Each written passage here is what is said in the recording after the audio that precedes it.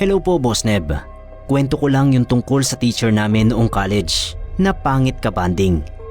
2 years pa lang siyang nakaka-graduate at doon din sa university na yon nagtapos ng pag-aaral. Hindi naman siya eduk. Ang course niya raw ay IT, kaya related doon yung tinuturo niya. Kinuha siyang teacher nang mabawasan yung IT professors.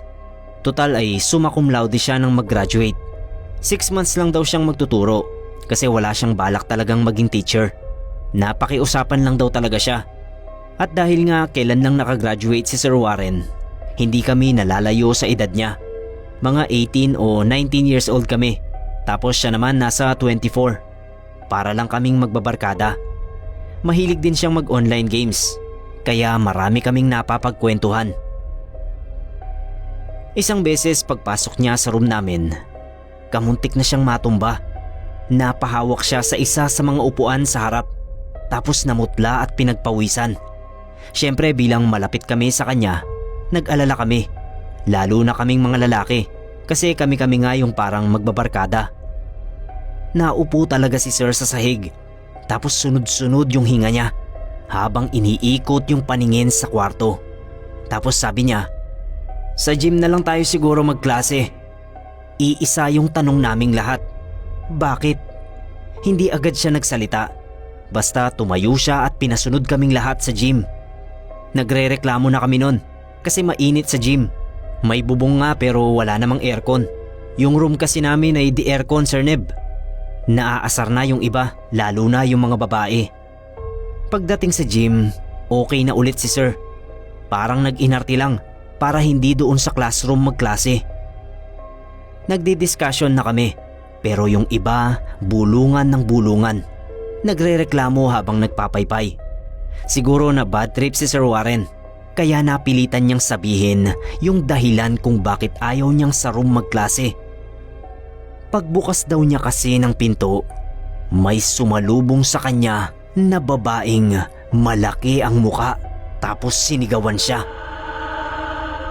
Nanghina raw siya at nahilo dahil doon.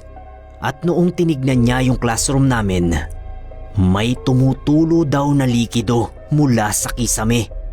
Maitim at malagkit.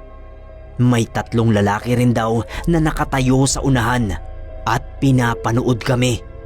Yun daw babaeng may malaking muka, paikot-ikot sa buong room at parang pumipili ng estudyante kasi lahat daw ay tinitignan sa muka. As in muka sa muka. Ayaw naming maniwala kasi kilala naming palabiro si Sir Warren. Sinasabi namin na nananakot lang siya. Kaso Sir Neb, may mga sinasabi siya na nakapagpapatunay na may mga nakikita siyang hindi karaniwan. Kagaya noong namatay ang tatay ng isa naming classmate. Na-i-describe niya ang itsura, pati na rin kung ano ang kinamatay. Dahil minsan daw ay nakikita niya yung tatay ng classmate namin na sumusunod sa anak niya. Basta maraming pagkakataon na nagagawang sabihin ni Sir ang mga detalyeng imposible niyang malaman ng ganun-ganun na lang. May third eye daw kasi si Sir at may mga espiritu na nagbubulong sa kanya ng mga bagay na hindi niya alam. Isa rin daw ang mga yon sa nakatulong sa kanya kaya matataas ang grades niya noong nag-aaral pa. Mula noon, bukod sa online games, ay napapagkwentuhan na rin namin ang tungkol sa mga nakikita ni Sir. Sabi niya pa, malinis ang CR ng mga babae sa education building. Pero yung CR sa agriculture, may madre daw na nagiging dahilan ng sakit ng ibang estudyante. Minsan napapansin namin na bigla na lang siyang mapapalingon o matutulala sa isang lugar. Tapos kunwari, walang nangyari. Yun pala ay may nakikita na siyang kung ano. Marami raw talaga siyang nakikita, Sir Neb.